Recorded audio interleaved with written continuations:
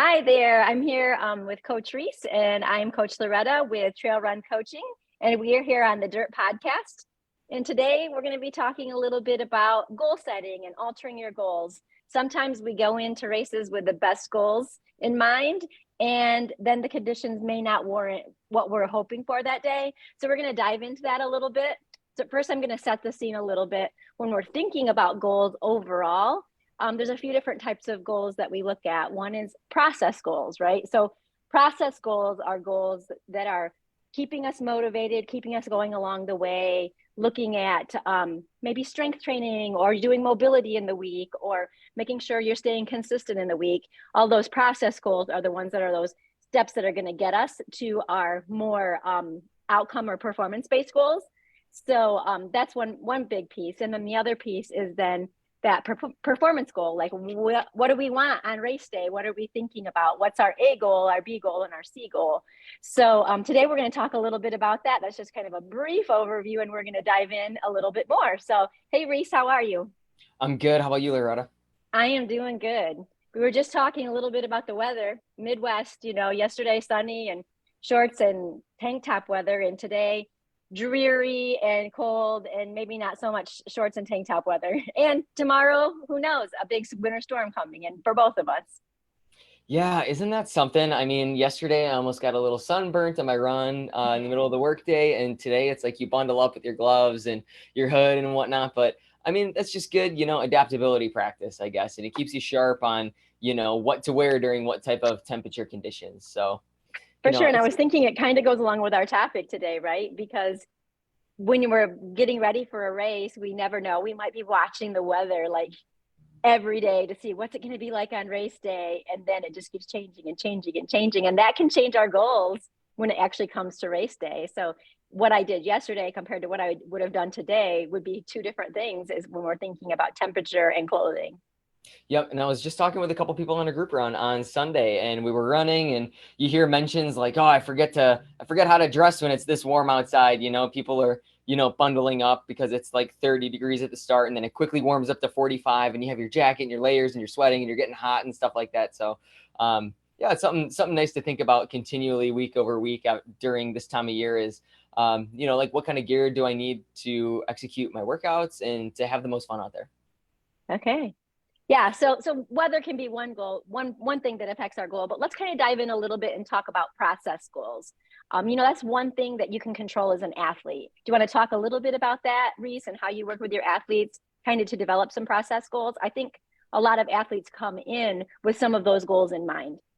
Absolutely. I love how you started with these two buckets of different goals that we have. So, just to reiterate, those process goals are going to be the goals that you continually do week over week. It's about checking off the item of what is needed, right? So, like, are you hydrating during the day? That can be a process oriented goal because we need to stay hydrated as athletes. Are you clicking off the workouts in your to do or your workout log? That could be another process oriented goal. Another process oriented goal could just be like getting out there, just going, just clicking in some miles and having some fun. It could also be, like cleaning up your nutritional intake. Maybe a process goal could be, what? Okay, these 2 days of the week, I usually have a beer or two beers. Maybe I cut it down a little bit just so I can help foster better recovery. Stuff like that. It's stuff that you can continually do over and over and over again. We can also have these process oriented goals in our races, such as, okay, while I'm racing, I want to make sure that I'm hitting X number of calories per hour, or I want to be drinking X number of bottles per hour, or I want to practice when I get into these low moments, taking out my mental tools, my mental skills, and trying to get myself out of those. These things that don't necessarily apply to did you hit your time or did you hit your place, but how did your race or how did your run or week unfold? So that's what a process oriented goal is. And what I like to talk with my athletes about is especially after we've been working together for a while, is taking them through, hey, you've been going through all of these workouts and you've been checking off the boxes and you've been diligent. Like your process has already been there. And then we talk about like where we can orient them for their race, for their process goals. I talk a lot with my athletes about fueling because we got to stay fueled up and we got to stay hydrated. So, process Let's make sure that we have been training with 200 to 300 calories an hour, for example. It's where a lot of my athletes fall. Let's make sure that we've been training with 200 to 300, so that it's not new on race day, but then come race day, let's make sure that we just keep executing that plan of 200 to 300 calories an hour. And that is independent of whether you want to be taking those calories or whether you think you need those calories. But if your stomach can physically take down the calories, we all know that if we just keep consistent with our caloric intake, it's going to foster better outcomes or better goals then, for the race. So those are some things that I talk about with my athletes, as well as mindset things and whatnot. So I think it really comes down to a good involved discussion with the athletes, just about like, how do you visualize your race unfolding? And then how can we make sure that your process gears you up for that? But how about you, Right. Loretta? Yeah, I agree. And I think probably one of the biggest process goals that we work on is fueling, hydration, and nutrition during runs, and getting athletes to really practice that so they're ready to roll on race day, right? Because you need to know what works for you, what doesn't work for you. Is it bothering your stomach? What's happening on your long runs, and what's preventing you from being able to get in that kind of fuel or hydration that you need. And so I often will put it in notes, even to remind them, like, hey, really focus on your nutrition and hydration on this run. How many calories did you take in? How much fluid did you take in? So that they can really kind of also reflect. Interestingly, I had an athlete that's worked very, very hard on her nutrition, and she raced a race this last weekend.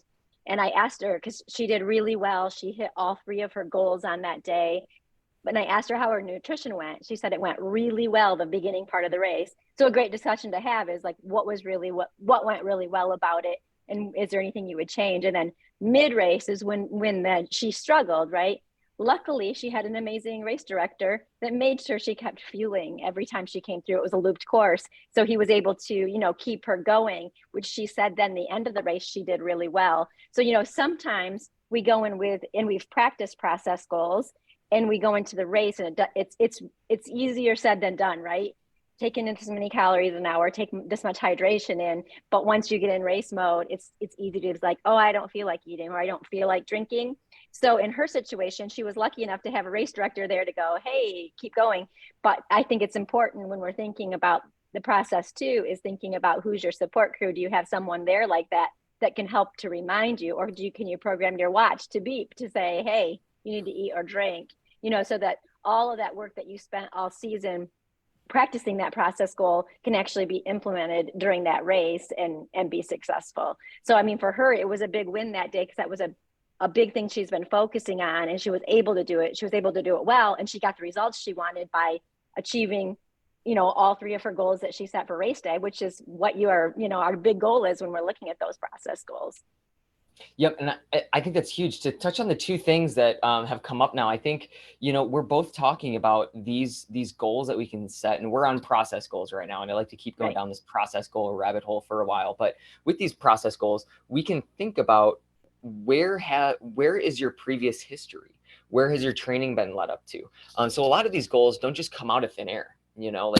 These goals come out of previous experience that can then help aid and guide these goals. And the second thing I wanted to bring up that you mentioned was accountability with goals.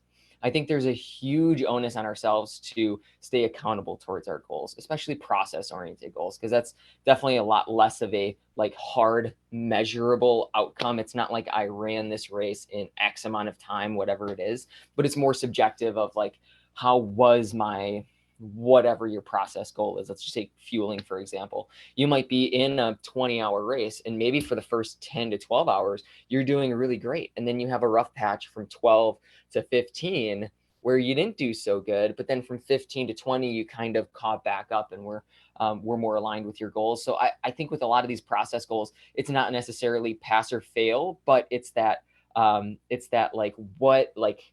scale of 1 to 100, what is your grade? Did you get a B? Right. Did you get a B plus, an A? I don't think with any of these goals we can definitively say oh, we got 100 out of 100 on maintaining our caloric intake.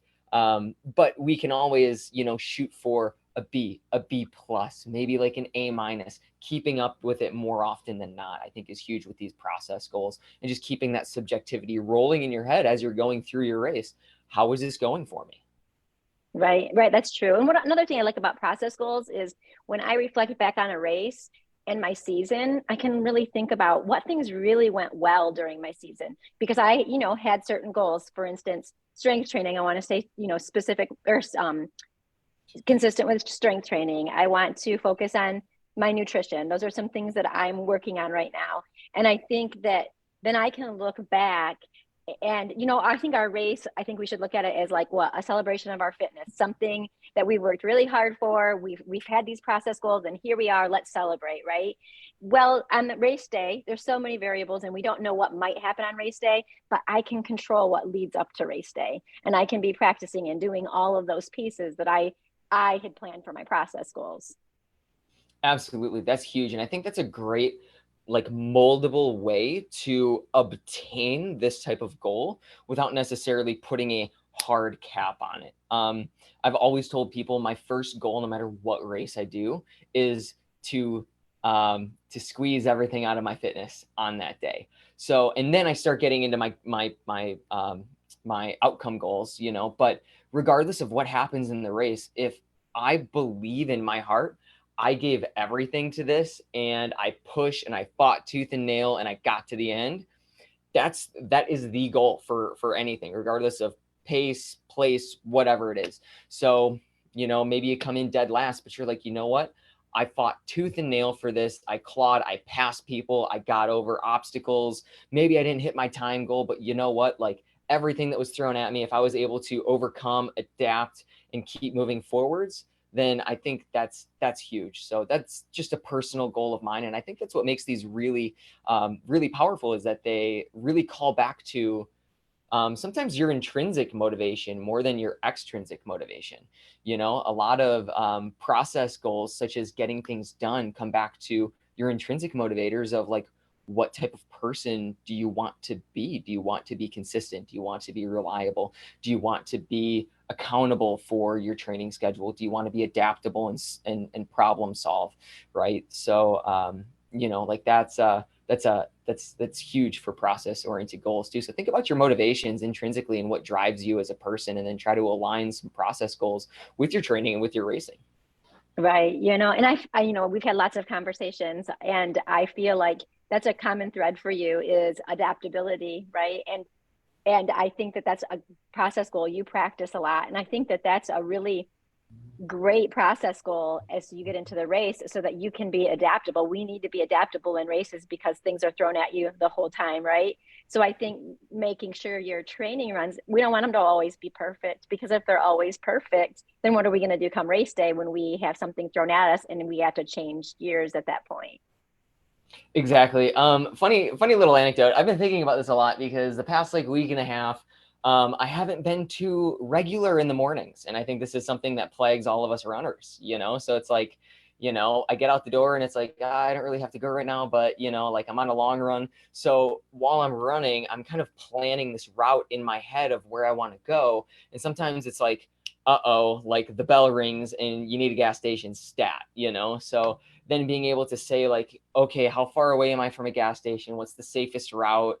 How can I get there? And then when I go to relieve myself in the gas stations, I take it as like an aid station stop, like I run up to the door, like I go in, I practice going quickly, definitely wash my hands afterwards. And then I get back to it really quick and try to get my, my stopping time kind of low. And, so that's been going on the past couple weeks, and just went on a half marathon training run on Sunday, and the same thing happened. I wasn't regular, so all of a sudden I'm on this course. I don't know where I'm at. I'm running with my girlfriend and with the rest of the group, and I was just like, hey, like, where's the nearest restroom from here? So she was giving me directions like, oh, you're going to go forwards. You're going to take a left on this street. And then you're going to go down. When you get to the bottom of a big hill, look to your right. It's kind of tucked away. It's this little outhouse. Go there, So all of these things that don't necessarily go well in training aren't like a reason to say like, oh, that training run wasn't worth it. It's just an extra reason to say, okay, maybe I didn't hit my pace goal. Maybe it wasn't the best day, but I did practice this this ability to problem solve, to identify things that I need to get done, to analyze my surroundings, try to stay on trail or on road or on route when I'm under a lot of physical and mental duress, and then, have a good quick aid station stop. So, Right. like that's just something that where like on the surface level, you don't really think about it as a like practicing your adaptability and going with the process, but you just think like, oh crap, okay, like, like I had to stop my run, like this sucks, Right. or Right. like I don't like the notion of like, oh, I had to stop for a stoplight like midway through my long run. Does it even really count as a 20-mile run, or is it like, like a 9-mile run and then a stop and then an 11-mile run, and it's like, it's Right. process oriented goals are so much bigger than just exactly how the run went down.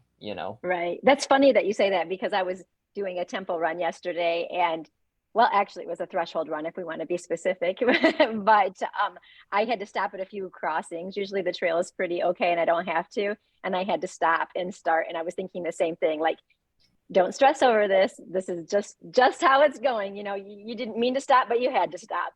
That's just the way it went that day. Yep, exactly. But the process being, you got out there, you gave it that effort that you were supposed to give on the day. You didn't let yourself get stressed that you were stopping and then go harder when you shouldn't have been going harder, and then beat yourself up about it later and then go home and Right. think, oh, that wasn't really worth it. It's like, no, you keep that positive mentality. You identify, what, I got out there, I got some sort of stimulus. I'm going to keep these positive vibes going, because if I think well, my body's going to adapt well, my brain's going to be in the position to soak up all this good training. And then I get to go home and, I get to reward myself and I get to have a great rest of the day. And then we're just going to plan for what we're going to do in the future for training next, Right. So put Yeah. that in the That, aerobic yeah. bank and keep going. Yeah. And I love that, and I was out on my run yesterday, getting a little bit off track, but one of my things also is, staying positive, in a race. And that's something that we have to think about in workouts too. And I was, starting to feel a little bit, stressed mentally, I think, fatigued. And I reminded myself, just smile. Boy, things just change, right? When we go into that positive mindset and I'm smiling. And I read this article about a University of Michigan football player. He is the quarterback, and he always wears a smile on his hand. And I read the story behind it, and I just loved it. He said that he was at I think a high school football game, and I believe they lost. And this little girl came up afterwards and said, why did you look so upset out there? You need to smile and just be out there and have fun. And he's like, wow, this small child tells me this. And he was signing autographs. So he signed an autograph for her. But before she walked away, she took the Sharpie and wrote a smile on his hand. And so from then on, he's been putting a smile on his hand. And I thought, that's what I need to do, a smile on my hand to remind me, stay positive out there. That's awesome. And I think it's easy to let our mindset kind of go down the tube when our body is under physical duress, but that's the reason why we're out there, is to feel these feelings in your body, to explore where your mindset goes, and then try to be positive and enjoy the day regardless of, Right. what's thrown at you. For sure. So I feel like we've really covered the process goals, the goals that you can control, that's going to help reduce your anxiety on race day, maybe increase your motivation and really get you ready. So you feel ready to go on race day. But then there's I mentioned earlier, performance goals. I think you can kind of separate it maybe a little bit, performance goal versus an outcome goal. So that performance is where we are setting those A, B, and C goals. I like to say like an A goal is that dream big goal, maybe a 30% chance of getting it if everything comes together on race day. It's that kind of slightly out of reach goal. And then B goal, which is more of like that bingo, like it's within reach. It's going to be challenging, but I can do it. And if I get it, bingo, I'm going to be really happy because I got my B goal. And then that C goal, it leaves you so you have something keeping you out there all day. So maybe things are starting to fall apart and you might not, get the A or B goal, but you still have that C goal that's hanging on there. I kind of call that your play it safe goal. And so I think those things are like, could be PRs. They could be, something like maybe a sub 24 hour, in a race, those kind of things that we're looking at. Maybe making a Boston qualifying time, whatever that might be, that's a performance goal. And then those outcome goals are things that are you can't necessarily control, because maybe I want to win the race, but I don't know who's going to show up on race day, right? So maybe Camille Herron shows up on the line at race day, and that might change my odds of winning the race, right? And I have no control over that she is at the race that day. Or Boston qualifying, right? So I can get a Boston qualifying time, but I can't control whether I'm going to get into Boston, because they might change the time a little bit and I might not make the cutoff because of the new adjustment. So I think that those things can be broken apart a bit, and we can look at that. Thoughts on that for you? Oh, absolutely. And I like how you're talking about these like short-term goals too. Like these are pertaining to particular races or particular qualifying standards in the short term. I think as for proper athletic development too, like we should be thinking about like the long-term goals. So maybe starting there and just saying like, okay, within the next, like maybe I'm a new runner, within the next 5 years, I would love to qualify for Boston. So how do we start chipping away at that? Where do we want to be at the end of each year with our marathon PRs, and just say, okay, this year I want to make sure I run a 4-hour marathon, so that way next year I can train for a 3:30, and the following year I can train for that 3-hour marathon, and then get my way into Boston. So I think like having these long-term ideas, or maybe it's, like I really want to run 100 miles, but I've never even ran a marathon, and then build out like, okay, it's probably not the smartest idea to go from couch to 100-mile in one season.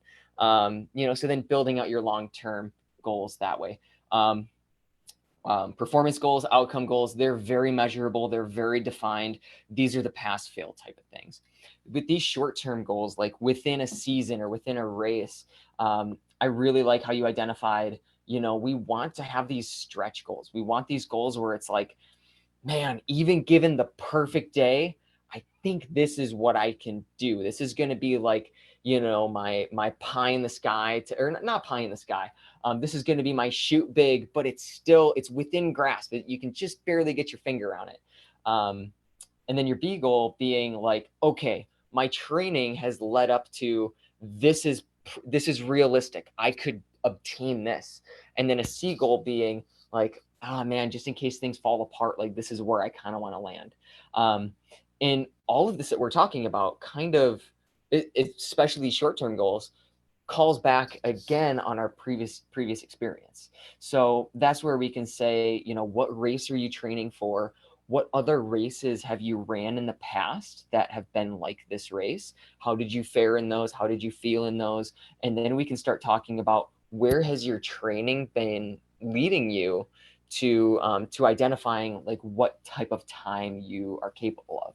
Because all these trail races, they're so completely different that whether you're experienced or whether you're new, it can be pretty tricky to identify, I want to run sub X at this race, I agree. Courses are so very different. It's not like running like on a track, which is the same distance and the same, terrain every single time. It's constant. When we go out on a trail, we just don't know exactly what to expect. So it's hard to come up with a specific time to go with. But you mentioned goals that are achievable and attainable.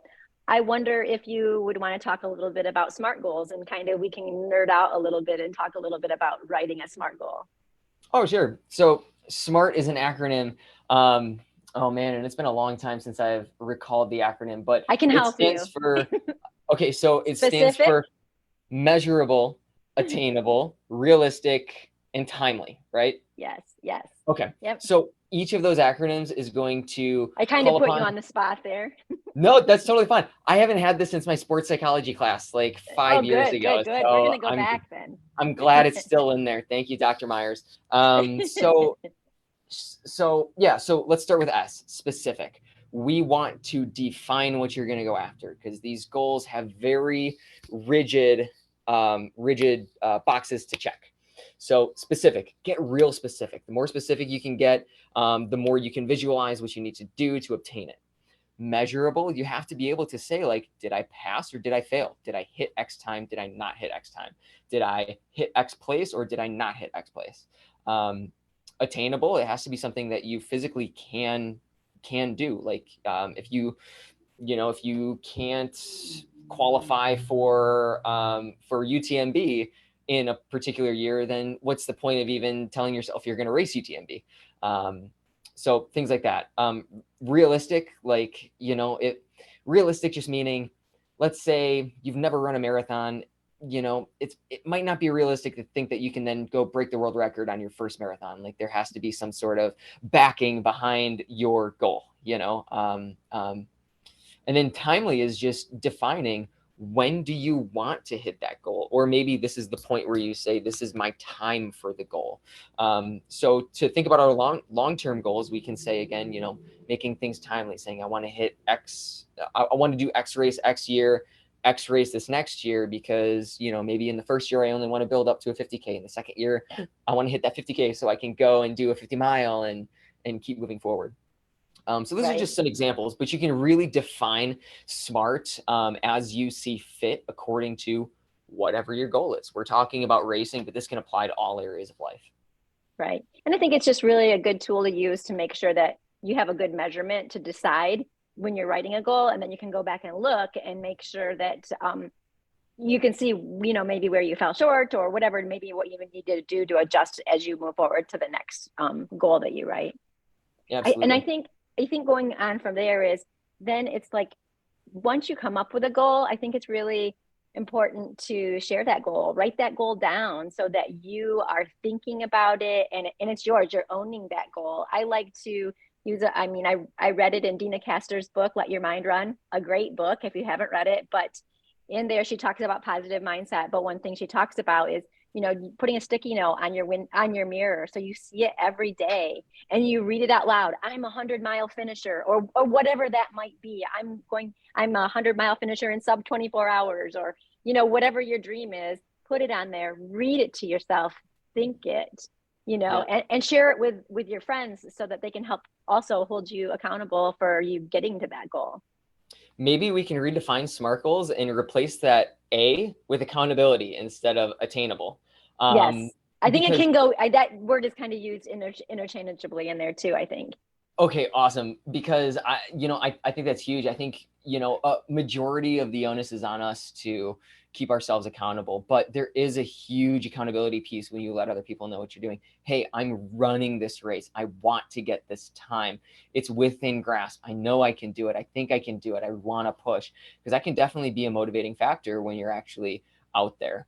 Right. There's been, and we've talked about this before, there's been, the whole history of ultra running is very grassroots. It's very, like, don't, to use a climbing term, don't spray your goals. Don't, flaunt them around, go in humble, treat the distance with respect, but I think that the more the sport kind of matures into like a larger audience, the more accepting we're getting of people saying, you know what, like, I'm using this race, this defining point in my life, this really challenging goal of mine.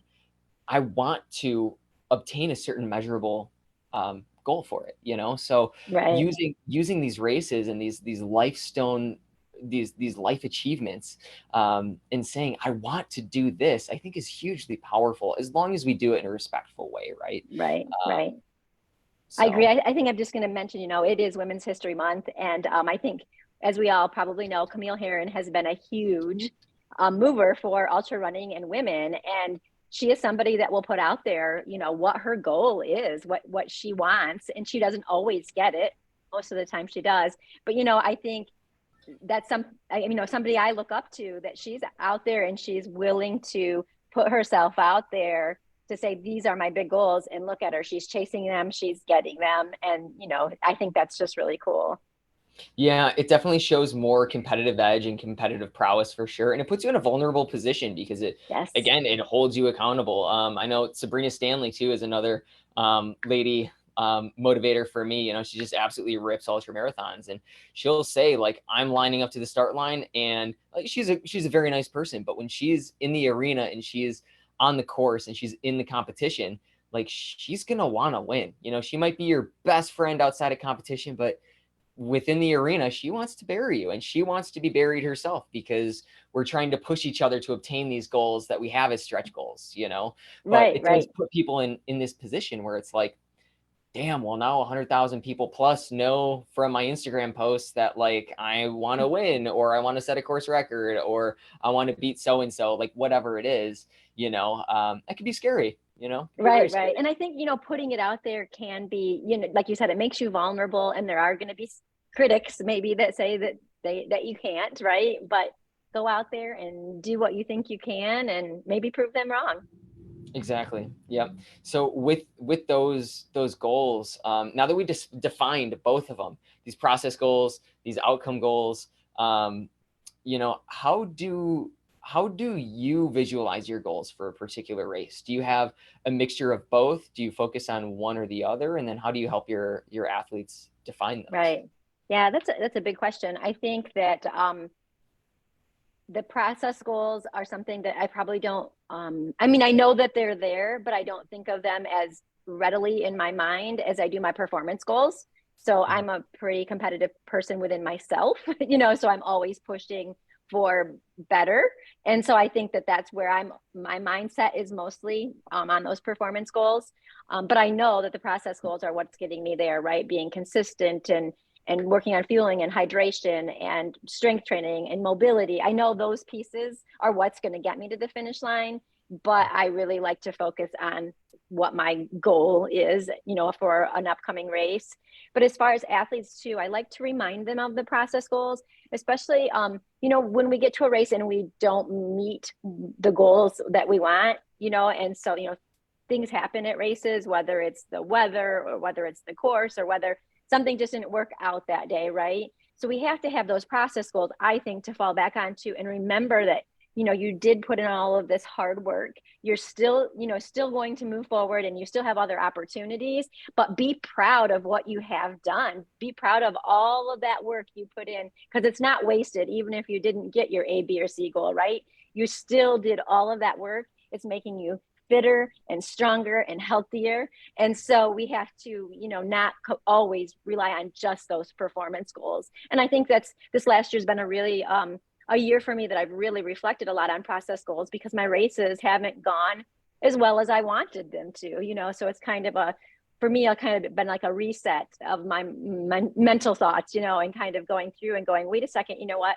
I had a lot of things go really great in this race. Did I get exactly what I wanted? I didn't.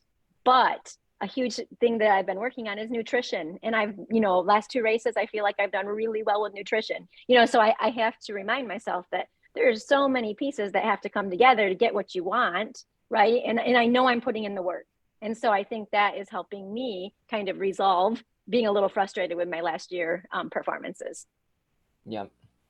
Yep. And that's great. And I think this is a good example of how people visualize this differently, because I love to mesh my process and my outcome goals, Yes. So I always ask my athletes to think about what is your outcome goal, what is your process goal, and then how do we want to align those into one hierarchy.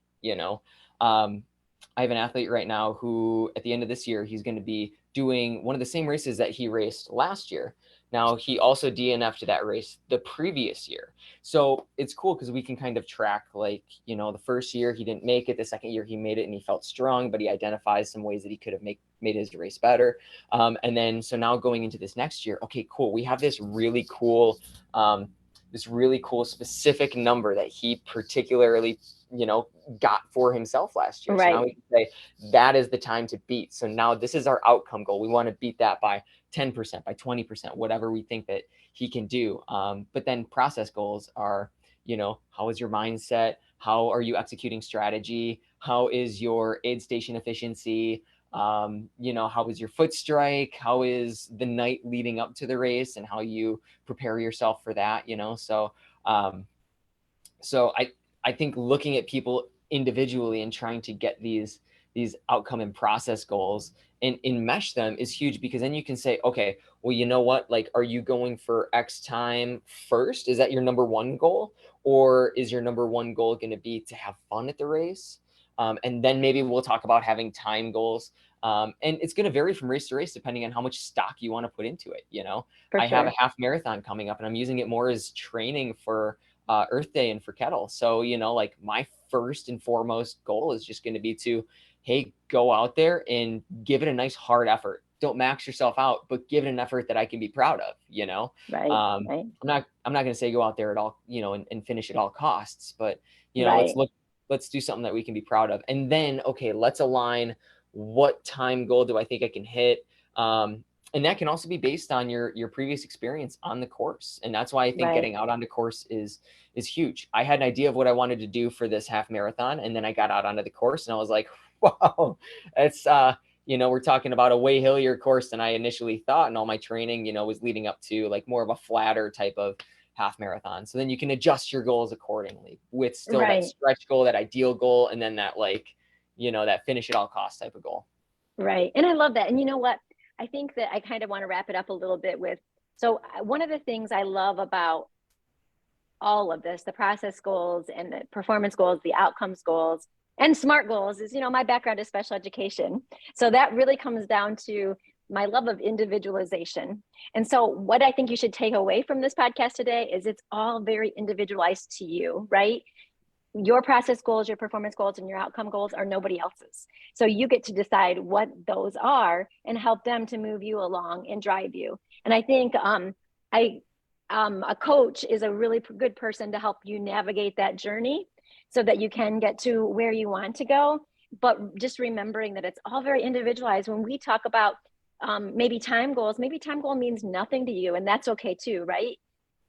It might be just having fun, or maybe meeting people in the community. There's just so many different ways you can go about what your goals are. And that's what I love about coaching too, is I have a range of athletes that are all over the place, but I love to being able to individualize each of these things with them based on what they want, what their needs are, what their personalities are, versus it being just a blanket, everybody's doing the same thing, right? So I have people that are finishing races. I have people that are podium at races. I have people in the mid pack, and they all, each of those people have different goals. And that's what I love about running and about coaching, is that you can just continually self-improve how you want. Yep. You are the driver for determining your parameters for success. So for sure, not a time, not a place. This is all individual and up to you. I think that's a great wrap up, Loretta. That was beautifully said. Well, thank you. Well, we'll see you all again, or talk to you all again next week. Thanks everyone for joining. It was great chatting with you, Reese. Yeah, same here. Take care, everybody. And enjoy the trails.